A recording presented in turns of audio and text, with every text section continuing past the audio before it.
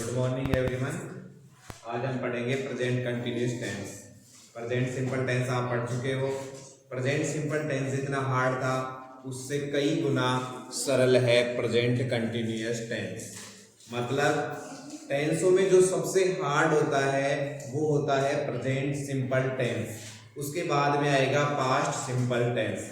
ये दो ही टेंसों में सबसे हार्ड माने जाते हैं और उनमें से एक को तुम पार कर चुके हो। और यदि वो अभी भी थोड़ा बहुत कम समझ में आया है तो अब उसको सबसे लास्ट में पढ़ना। पहले देखेंगे अब प्रेजेंट कंटिन्यूअस टेंस, क्योंकि ये इजी है और इसको सीखते ही आपका कॉन्फिडेंस लेवल हाई हो जाएगा और आपको लगने लगेगा कि मैं इंग्लिश सीख सकता हूँ, टेंस सीख सकता हूँ। आपको जैसा कि बताया था टेंस नींव की ईंट है। जब तक टेंस नहीं आएंगे तब तक इंग्लिश पढ़ना समझना संभव नहीं है। अतः प्रेजेंट कंटिन्यूअस टेंस अब हम पढ़ेंगे और जो बहुत इजी है देखते हैं। चलो सबसे पहले देखेंगे अपन हिंदी पहचान। प्रेजेंट सिंपल टेंस की अपन ने हिंदी पहचान देखी थी। प्रेजेंट सिंपल टेंस में हिंदी पहचान क्या थी, याद है क्या आपको? क्या थी बताइए?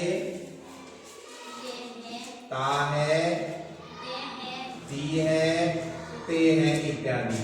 तो यहां पर हिंदी वाक्य के अंत में रहा है, रही है और रहे हैं इत्यादि शब्द आपको देखने को मिलेंगे। मतलब हिंदी का कोई वाक्य होगा और उसके अंत में आपको रहा है, रही है, रहे हैं ईटीसी वर्ड्स दिखेंगे। ठीक है, यदि ये दिख जाए तो आपको मानना है present continuous tense. Present continuous का अर्थ होता है प्रेजेंट यानी वर्तमान, कंटिन्यूअस का अर्थ होता है लगातार, सतत, सातत्य, और टेंस का मतलब काल। वर्तमान लगातार काल मतलब कार्य क्या होगा, वर्तमान स्थिति में होगा और वो भी वर्तमान में चलता हुआ। ठीक है, जैसे मैं पढ़ा रहा हूं, प्रेजेंट में पढ़ा रहा हूं, नहीं पढ़ा रहा है, बिल्कुल सातत्य चल रहा है। ठीक है, तो वो ही टेंस इसमें आएगा प्रेजेंट कंटिन्यूअस में। ठीक है, हिंदी पहचान अपन ने देख ली।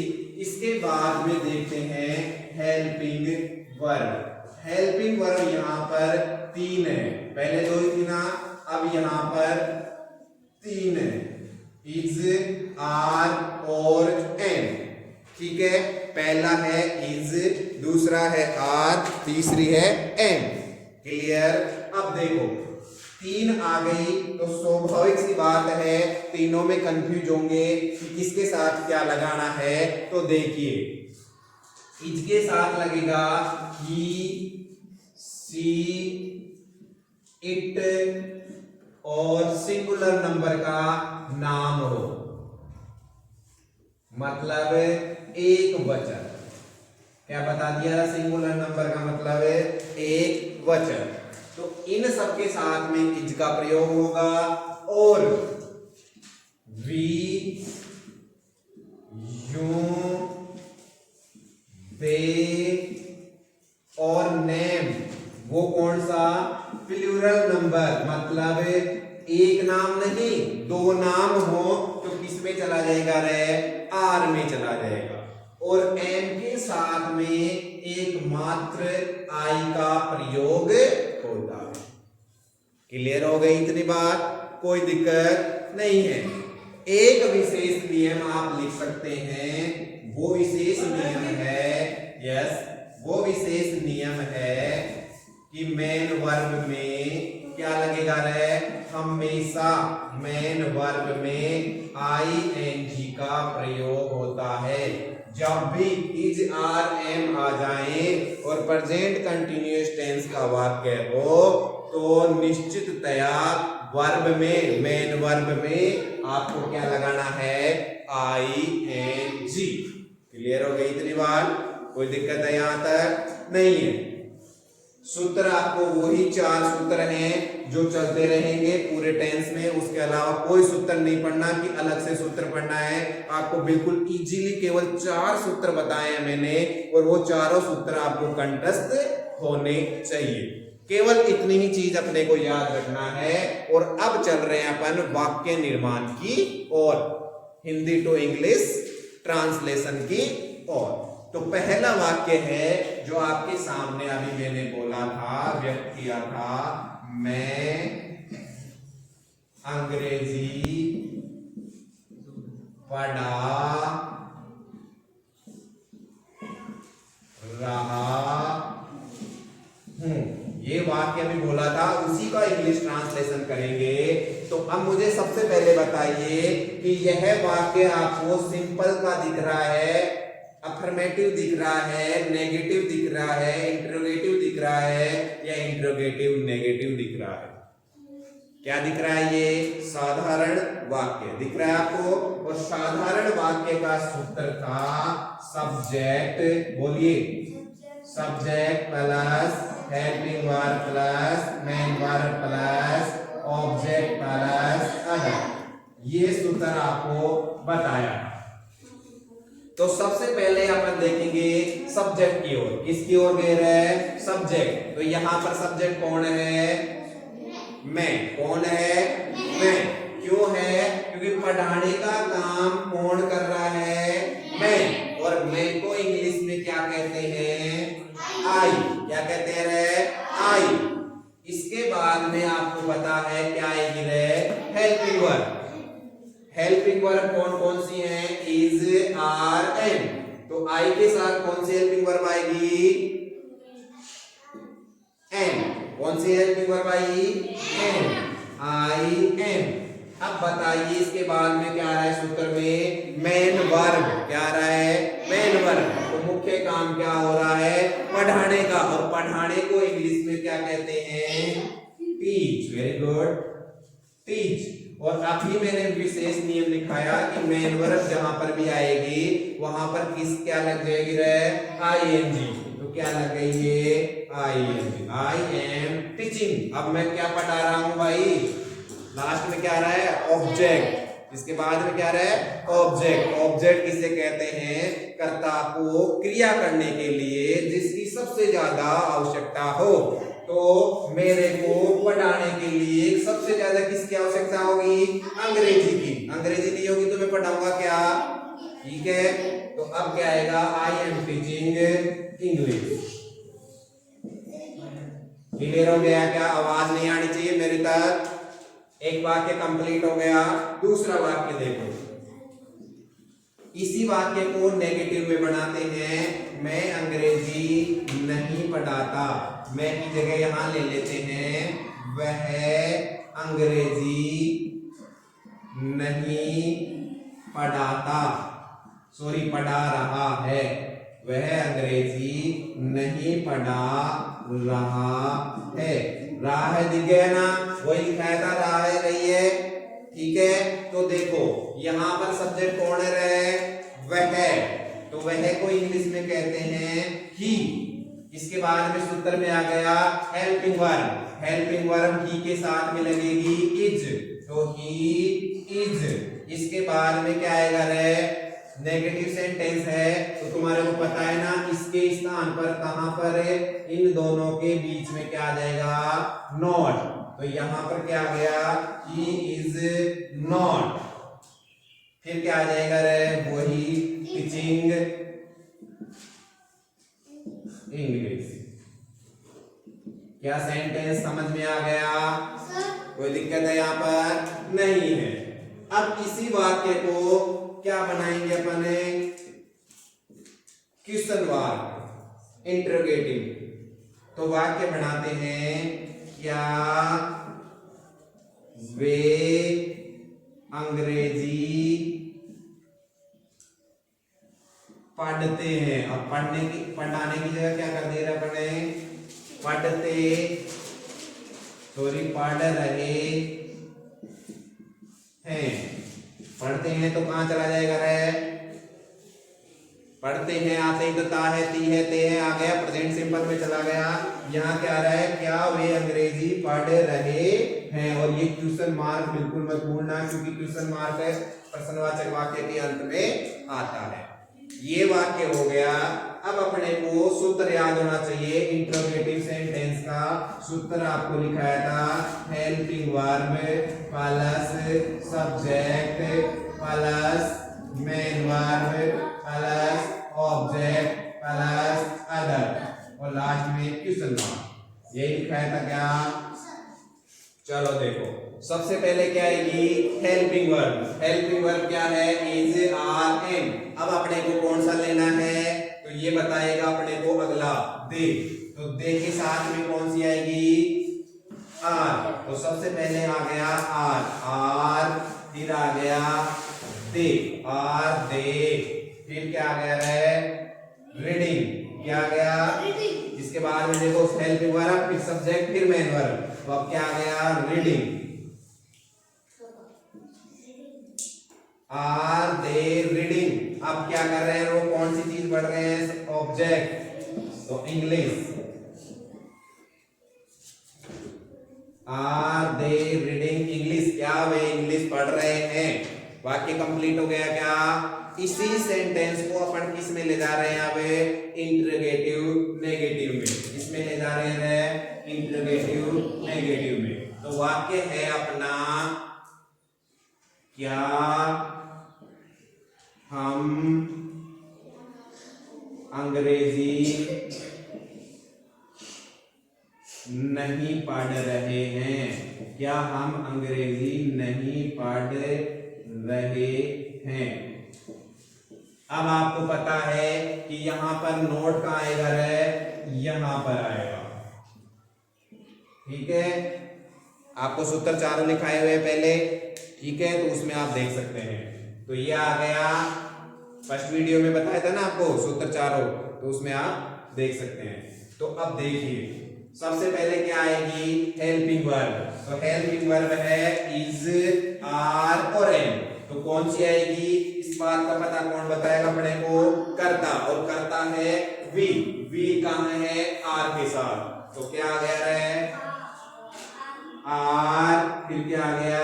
वी, फिर क्या आ गया? नॉट, फिर क्या आ गया? नॉट, आर वी नॉट, फिर क्या आ गया? क्या हम अंग्रेजी नहीं पढ़ रहे हैं? तो क्या आगे पढ़ने की? रीडिंग। आईएनजी हमेशा लगानी है। और फिर क्या आ गया है? इंग्लिश। बताओ, इससे सरल कुछ हो सकता है क्या? कितना इजी है सेंटेंस बनाना। आराम से आप सेंटेंस बना सकते हैं। चलिए देखिए नेक्स्ट सेंटेंस।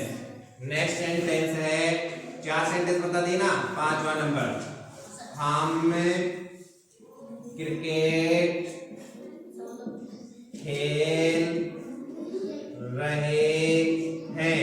अरे कौन सा सेंटेंस है? साधारण। क्या नहीं दिख रहा है इसमें? नहीं। लास्ट में प्रश्नवाचक चिन्ह भी नहीं, तो इसका मतलब साधारण वाक्य। तो साधारण वाक्य का सूत्र ये रहा। सबसे पहले क्या आ गया? सब्जेक्ट। और सब्जेक्ट खेलने का काम कौन कर रहा है? हम। और हम को कहते हैं वी। इसके बाद में वी के साथ में आता है आर, वी आर। फिर क्या आ गया है? खेलने को कहते हैं playing, PLAYING, playing. We are playing. अरे क्या खेल रहे हैं? मेन वर्ब के बाद में क्या आता है? Object, CRICKET। ये वाक्य बन गया। कोई दिक्कत है यहां पर? नहीं है। ओके, इसके बाद में नंबर 6 नेगेटिव बनाते हैं। वे क्रिकेट नहीं खेल रहे हैं। तो देखिए, सब्जेक्ट क्या हो गया? खेलने का काम कौन कर रहा है? वे। और वे को कहते हैं दे। दे के साथ में आर, तो दे आर। फिर क्या आ गया है? नॉट। तो क्या आ गया? They are not. फिर क्या आ गया? खेलना, मेन वर्ब, तो playing. They are not playing. अरे क्या खेल रहे हैं वो? नहीं खेल रहे क्रिकेट, CRICKET। वाक्य सेंटेंस कंप्लीट। ठीक है, नेक्स्ट सेंटेंस आता है क्या वह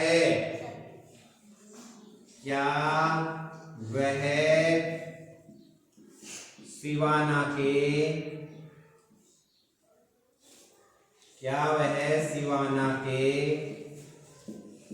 मैदान में खेल रहा है। क्या वह सिवाना के मैदान में खेल रहा है।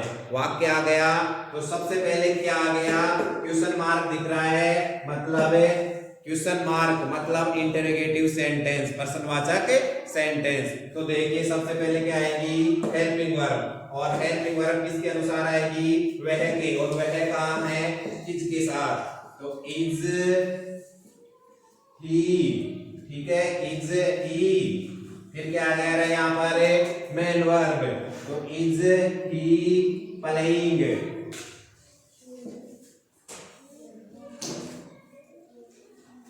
Is he playing. अब क्रिकेट कुछ नहीं दे रखा है, कहां दे रखा है, सिवाना के मैदान में। तो क्या आ जाएगा, is he playing in Siwana ground. और ये बन गया आपका वाक्य, कंप्लीट हो गया। क्या कोई दिक्कत है यहां तक, नहीं। तो चलिए नेक्स्ट सेंटेंस देखते हैं। नेक्स्ट सेंटेंस इंटरोगेटिव नेगेटिव का बनाते हैं और वाक्य बना रहे हैं अपने, क्या वह भोजन नहीं पका रही है। क्या वह भोजन नहीं पका रही है। तो सबसे पहले अपने को दिख गया क्वेश्चन मार्क और साथ में दिख गया नहीं, दोनों चीजें दिखते क्या कह रहा है, प्रश्नवाचक नकारात्मक वाक्य, इंटरोगेटिव नेगेटिव सेंटेंस। तो अब देखो सबसे पहले क्या आएगा, हेल्पिंग वर्ब। हेल्पिंग वर्ब किसके अनुसार आई, वह। तो वह तो क्या है, सी, खेल रही, पका रही, स्त्रीलिंग है ना, तो क्या आ गया है, इज सी, इज सी। फिर क्या आ गया, पकाना, पहले नोट आएगा ना, नहीं, helping verb plus subject plus not, is she not. फिर क्या आ गया, मेन वर्ब, तो क्या आएगा, कुकिंग, कुकिंग। और क्या पका रही है वो, food, is she not cooking food. क्या वह भोजन नहीं पका रही है। कंप्लीट हो गया क्या, कोई दिक्कत है यहां तक, नहीं है। तो देखिए अपन ने प्रेजेंट कंटिन्यूअस टेंस को अच्छे से पढ़ लिया। अब मैं आपको 5 सेंटेंस दे रहा हूं जिनको आपको घर से बनाना है, आराम से बैठ के तसल्ली से बनाना है, और उत्तर आप कल कॉपी में लिख के लाओगे या कमेंट्स बॉक्स में भी डाल सकते हैं। पहला वाक्य है, क्या वह विद्यालय आ रहा है। क्या वह विद्यालय आ रहा है। दूसरा सेंटेंस है, वह खेलने नहीं आ रहा है। तीसरा सेंटेंस है, वह और राम सो रहे हैं। चौथा सेंटेंस है, क्या हम खेलने जा रहे हैं। पांचवा सेंटेंस है, मैं सुबह 4 बजे उठने का प्रयास कर रहा हूं। मैं सुबह 4 बजे उठने का प्रयास कर रहा हूं। और चौथा, क्या हम खेलने जा रहे हैं।